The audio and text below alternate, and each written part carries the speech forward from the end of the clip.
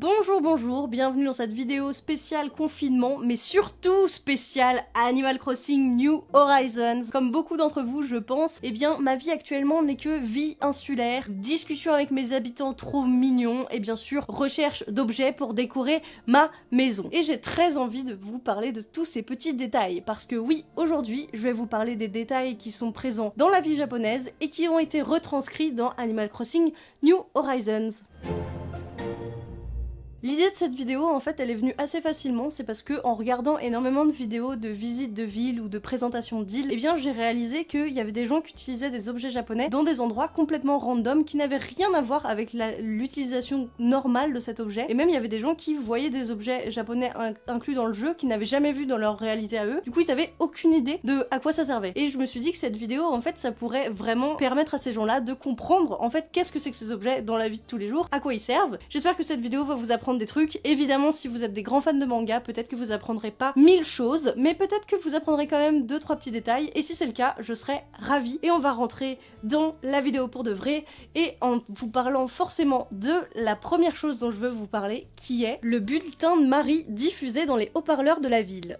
Alors oui, le bulletin que lit Marie est en lien direct avec quelque chose qui est présent dans la vie japonaise. Dans les grandes villes et dans les petites villes, il y a des haut-parleurs qui sont présents un peu partout. Alors dans les grandes villes, c'est beaucoup moins utilisé, mais dans les petites villes, c'est quelque chose qu'on entend récurrentement, ça n'existe pas du tout, qu'on entend souvent, eh bien, émettre des informations, des bulletins, des trucs comme ça. Alors dans les grandes villes et dans les petites villes, évidemment, c'est utilisé en priorité si jamais il y a un typhon ou si jamais il y a un tsunami qui arrive, ce genre de dégâts qui veulent prévenir, il y a des annonces qui vont se lancer parce que ça permet de prévenir tout le monde. Donc là, vraiment, c'est important d'avoir l'information directe pour pouvoir prendre la meilleure décision, pour fuir le plus rapidement ou pour se mettre à l'abri le plus rapidement. Alors dans les grandes villes, évidemment, ça sert uniquement pour ces annonces-là, quasiment. Et dans les petites villes, c'est différent parce que, par exemple, moi, j'ai vécu dans vraiment une toute petite campagne perdue pendant 2 semaines quand j'étais dans la secte. Voilà pour les gens qui suivent la chaîne depuis le début, mais quand j'étais dans ma secte, eh ben, j'étais dans un tout petit village en haut d'une montagne. Et en fait,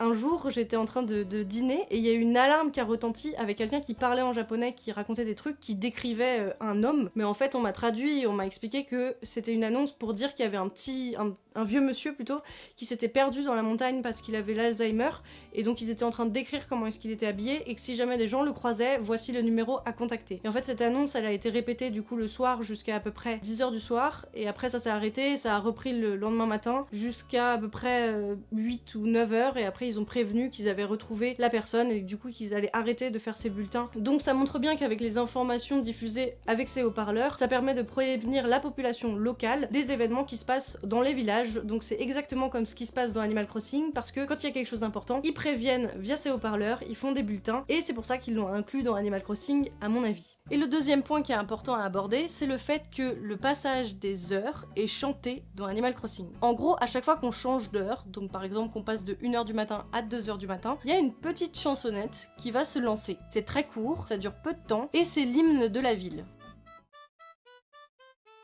Eh bien sachez qu'au Japon, il y a aussi cette présence-là. C'est-à-dire que grâce aux haut-parleurs, certaines heures vont être chantées. Et je dis chantées parce que c'est pas comme en Europe où on sonne les heures avec des cloches. Là au Japon, ce sont des petites musiques, exactement comme dans Animal Crossing, qui sont lancées.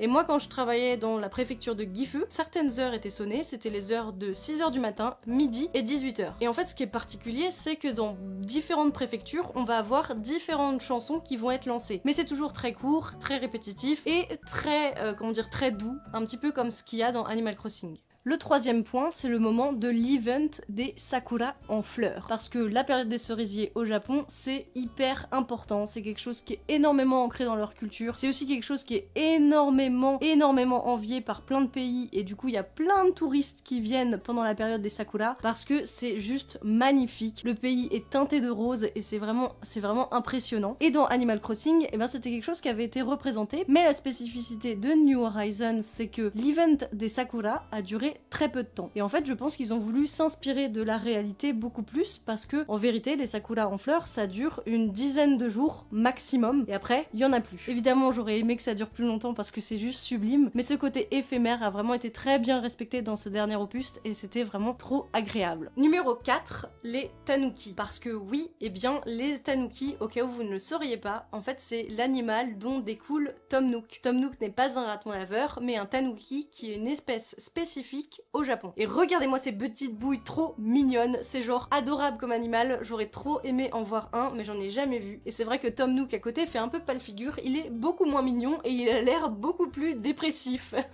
Voilà. Et les tanuki, évidemment, sont assimilés à énormément de folklore au Japon. On leur prête toutes sortes de propriétés, mais la plus importante, c'est le fait qu'ils soient polymorphes. En gros, ils peuvent changer d'apparence et ils peuvent normalement se transformer en humains et donc se fondre dans la masse, mais ils peuvent aussi se transformer en objets et surtout, ils peuvent transformer d'autres objets en certains objets. Voilà, je sais pas si c'est clair, mais en gros, ils peuvent transformer, je sais pas, des pierres en grains de riz, par exemple. Mais le plus intéressant, c'est qu'ils peuvent transformer des feuilles en certains objets. Et c'est pour ça que dans Animal Crossing, quand vous ramassez vos meubles et que vous les mettez dans votre poche, c'est en forme de feuilles que vous allez les retrouver dans votre inventaire. Parce qu'en fait, ça fait référence à ce détail chez les tanuki. Parce que dans tous les opus d'Animal Crossing, ceux qui vous vendent des meubles, ce sont des tanuki. Au début, c'est Tom Nook et maintenant c'est Mélie et Mélo. Et quand vous allez dans leur boutique, que vous dépensez votre clochette et que vous achetez votre meuble, et bien en fait, c'est un meuble fabriqué par les tanuki qui, pour des raisons à mon avis de praticité, quand vous les mettez dans vos poches, ce sont simplement des feuilles que ensuite vous pouvez ressortir et rebalancer et bam, ça se transforme en votre meuble grâce au pouvoir des tanuki. Point numéro 5, la présence des renards. Effectivement, je viens de parler de tanuki, il faut donc forcément que je parle de renards. Parce qu'en fait, dans le folklore japonais, ce sont un peu deux figures qui sont opposées, même s'ils ont des pouvoirs très similaires. Parce que les tanuki, je vous l'ai dit, sont polymorphes, et les renards sont aussi polymorphes dans le folklore japonais. Enfin, certains renards, pas tous, mais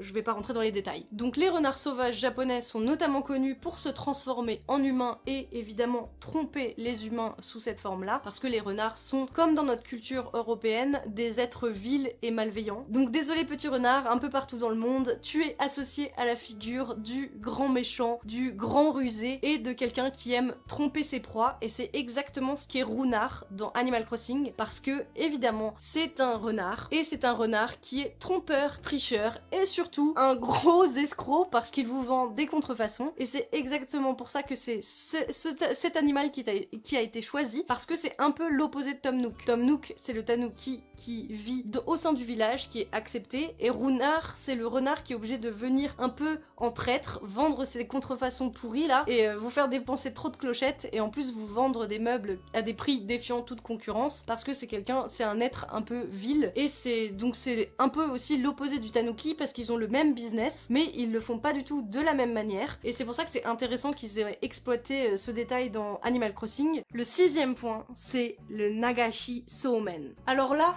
il faut que je vous parle de cet objet, parce que je l'ai vu dans des endroits complètement random, et la majorité du temps, les gens pensent que c'est une fontaine. Non, ce n'est pas une fontaine, pas du tout, oubliez ça, non. Déjà, c'est un objet qui sert uniquement au printemps et en été, parce que c'est pour quelque chose de particulier qui est lié à la nourriture. Voilà, donc non, ce n'est pas une fontaine, pas du tout. Et en fait, le Nagashi Soumen, dans son nom, il y a Soumen, qui est un type de nouilles particulière au Japon. On les mange souvent en été et on les mange froides. Et ça, c'est un détail important. Il y a énormément de plats qui sont faits avec. On peut, un peu à la manière de ramen, avoir une soupe froide, des somen dedans et des légumes, des choses comme ça, un bouillon. Je vous ai dit que ce sont des nouilles qu'on mange froides. Mais évidemment, pour les faire cuire, on les fait cuire dans l'eau chaude. Donc, les Nagashi Soumen, ce sont des objets, donc ce sont des longs sticks de bambou qui sont parce que le bambou c'est creux à l'intérieur, donc il suffit de le couper et ensuite de le couper en deux dans la longueur et ça fait un tuyau. Et une fois qu'on a ce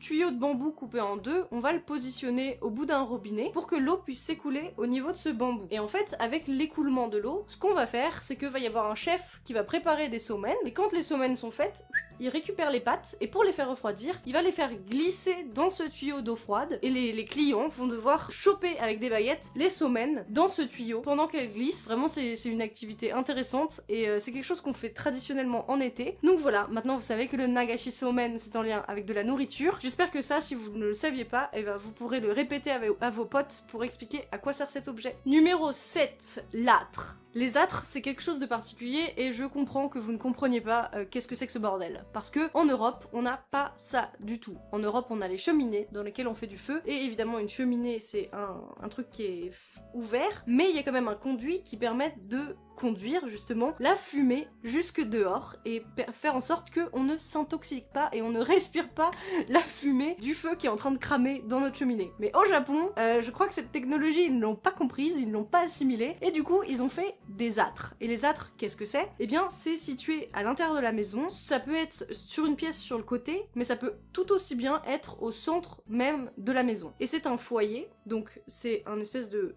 trou comme ça, dans lequel on va faire cramer son bois. Et par-dessus, on va souvent mettre une popote pour faire cuire, je sais pas, le riz, la soupe, ce genre de choses. Bon, ça c'est très traditionnel, maintenant il y a très peu de gens qui les utilisent encore. Et vous pouvez retrouver ça dans certains restaurants traditionnels pour faire chauffer par exemple des boulettes de riz ou ce genre de choses. Et c'est pour ça qu'il y a cette espèce aussi de grand bambou qui est tendu au-dessus de l'âtre avec en fer forgé, soit un poisson, soit d'autres choses qui peuvent être dessinées. Parce que ce bambou tendu était en fait accroché en haut et permettait de soutenir notre popote, donc notre grosse casserole en fonte qui permettait de faire cuire les aliments. Et c'est pour ça que en fait une âtre ça ne peut pas être mis dehors parce qu'il faut quelque chose pour soutenir ce grand bâton. Et dans Animal Crossing, quand je vois les âtres à l'extérieur posés, je me dis toujours mais comment est-ce que le bambou et le poisson en fonte font pour tenir? C'était dur à dire, je ne sais pas, mais ça m'éclate, voilà. Donc maintenant vous savez ce que c'est qu'une âtre. Point numéro 8, les kimonos. Alors oui, je sais, j'ai changé de tenue, mais c'est juste parce que en fait on est carrément beaucoup trop de jours après, c'est juste que j'avais oublié d'enregistrer ce point donc je le fais maintenant et je vais vous parler donc des kimonos. Vous le savez, dans ce nouveau jeu d'Animal Crossing New Horizons, eh bien on a la possibilité d'avoir différents types de vêtements. On peut avoir des robes sans manches, des robes bouffantes, on peut avoir des manteaux, des petits pulls, enfin vraiment toute une panoplie de trucs absolument adorables et dans tout ça on peut avoir des kimonos. Et vous avez remarqué que les kimonos c'est pas forcément ultra pratique pour faire tout ce qu'on doit faire dans Animal Crossing, c'est-à-dire creuser, sauter, pêcher, courir, attraper des papillons et tout un tas d'autres choses. Parce que oui, quand on porte un kimono, déjà c'est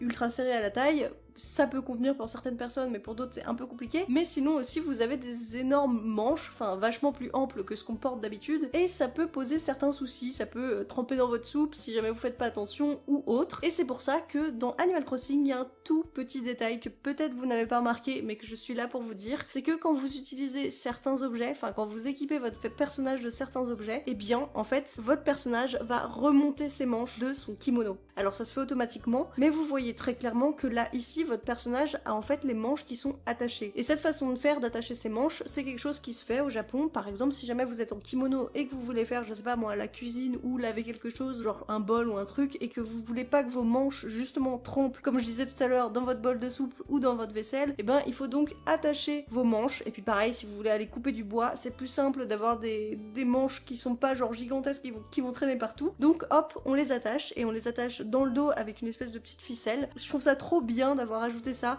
C'est tout simple, ça se remarque quasiment pas, mais pour moi ça ajoute tellement de choses, enfin je trouve ça impressionnant. Numéro 9, le râpe-glace. Et là c'est un objet particulier parce que même moi je ne savais pas à quoi ça servait quand je jouais dans les anciens opus d'Animal Crossing. Parce que oui, j'ai joué depuis la première version sur GameCube et quand j'ai eu cet objet, que je l'ai posé chez moi, j'étais là genre quoi? À quoi ça sert? Qu'est-ce que c'est que ce truc? Vraiment, je n'ai jamais compris jusqu'à ce qu'on arrive à New Leaf et jusqu'à ce qu'aussi je sois allée au Japon et que j'ai découvert cette spécialité. Ça, c'est un pot de glace très particulier. C'est une spécialité qui se mange en été et en fait, c'est de la glace pilée qui est recouverte de sirop. Et c'est très étonnant parce qu'en fait, c'est comme si vous mangiez des glaçons avec un goût genre soit sirop de pêche, soit sirop de fraise, soit sirop, j'en sais rien, de framboise. Vous prenez ce que vous voulez. Et donc, vous avez juste, vous croquez dans des glaçons sucrés mais râpés en tout tout petit morceau. Et en fait, le râpe-glace, c'est quelque chose qui était utilisé traditionnellement parce que vous mettiez votre bloc de glace et ensuite au-dessus vous aviez une lame qui permettait de couper votre bloc de glace pour faire plein de petites lamelles qu'ensuite vous mettiez dans le bol et vous serviez à vos clients. Et c'est pour ça que ça s'appelle un râpe-glace en français. Et c'est un objet particulier parce que nous, on n'utilise pas trop en France, voilà.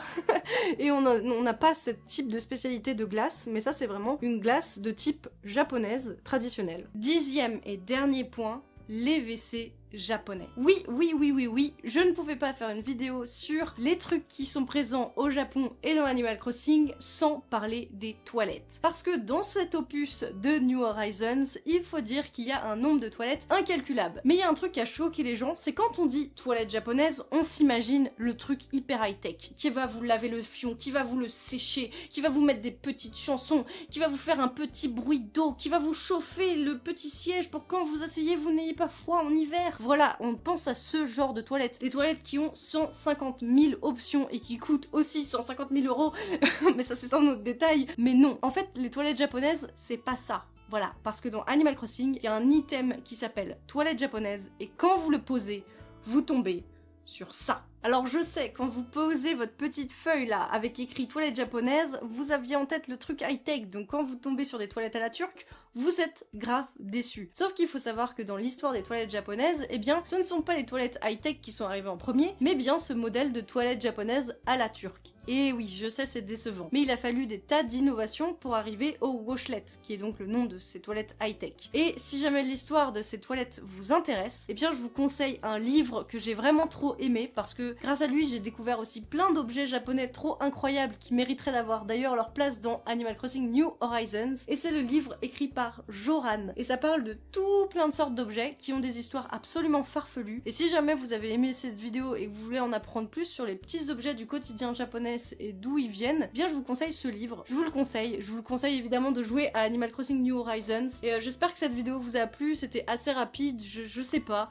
Genre c'est un autre modèle de truc, j'en sais rien, je tente des choses en ce moment, je crée des trucs. Cette vidéo est peut-être un peu moins travaillée que d'habitude parce que je me suis juste autorisée à un peu moins travailler cette vidéo parce que je voulais vous sortir une vidéo légère, tranquille et chill et qui vous apprenne des trucs sur Animal Crossing sans pour autant vous bourrer le crâne parce que j'aurais pu écrire une vidéo de 45 minutes avec des explications pour chaque objet, avec des explications de leur histoire, de pourquoi elles sont rentrées au Japon et tout, mais je crois que j'avais pas envie de ça. Wow, je crois que j'avais pas du tout envie de ça. J'avais juste envie de me poser, d'allumer ma caméra, d'être chill, de raconter des trucs et voilà, de vous intéresser peut-être, je ne sais pas. Et sinon, bah, je vous laisse.